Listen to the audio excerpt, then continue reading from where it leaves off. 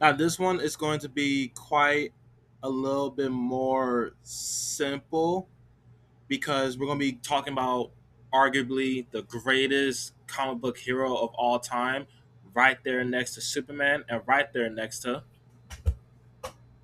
Batman. If you guys haven't watched my Superman and Batman videos, go ahead and check those out. I'll leave them in the description down below, as well as if you want to know my whole beef with Diana Prince, aka Wonder Woman, that will also be in the description down below.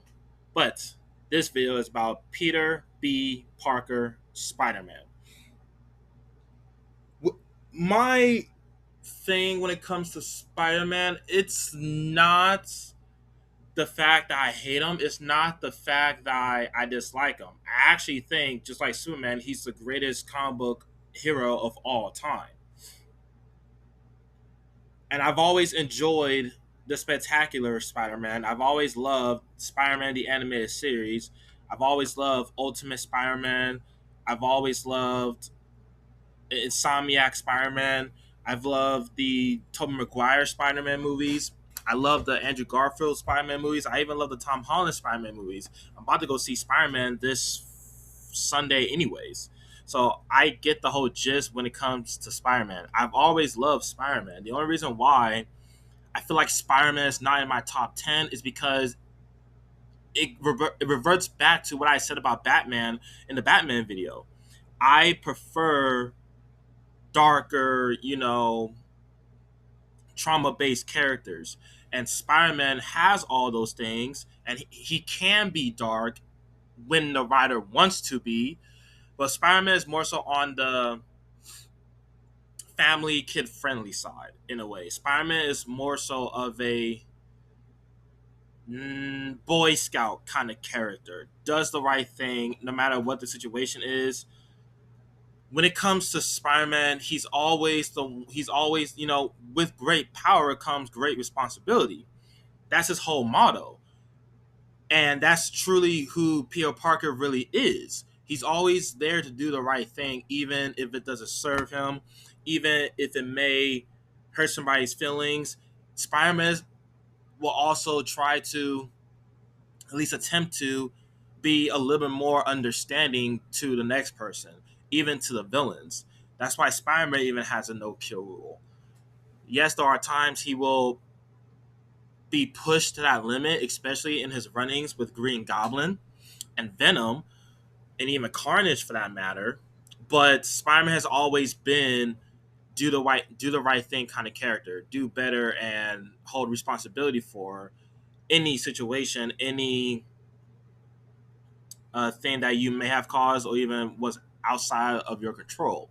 Batman is a little bit more different. He's a little bit more bashing heads when it comes to the criminals. Spider-Man is like, I'm just gonna have fun with you. You're a bad guy because you're breaking the law, so you have to go to jail and you have to go down for that. Batman is like, yes, they're gonna go to jail, but I'm also gonna take an arm. So Batman is more so on the fear tactic. Spider-Man is on more so the truth and justice kind of deal. Batman can also be a justice kind of character, especially the whole line justice, not vengeance. But he still takes on the much more extreme, darker side of himself to where Peter Parker kind of holds himself back because that's where it separates him from his bad guys. They embrace their darker half and expose onto it to where Peter Parker kind of holds back his to be that better person. That's pretty much who Spider-Man is, and I love him for it. I just prefer a character who embraces the dark side and does what needs to be done. And I am kind of going back and forth between ranking Black Panther higher in my top 10 as well as Daredevil because yes, they do have a no kill rule, but Black Panther is more so of I don't care if he does wrong, he needs to be put in the dirt. Black Panther excuse me. Black Panther is more so of not so much as justice, but in serving of his nation, even if that requires him to kill. It's not the fact he has no kill rule. It's the fact he has no issue crossing that line if a situation needs to be taken that far.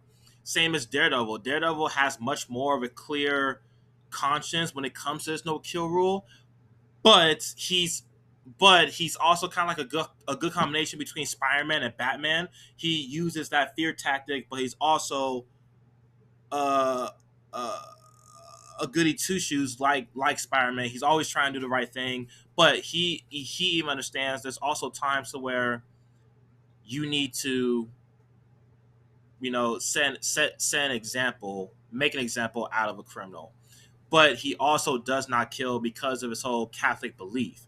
When it comes to Batman slash Bruce Wayne, it's not so much of a religious belief. He believes that life is precious, and on top of that, he's following the he's following the teachings that he's gotten from his parents, to where killing is wrong no matter what the scenario is, even though there's stories out there that can't confirm that Batman's parents were even dirty. But regardless of that, I think that's where the difference between Spider-Man, Panther, Daredevil, and Batman come into play.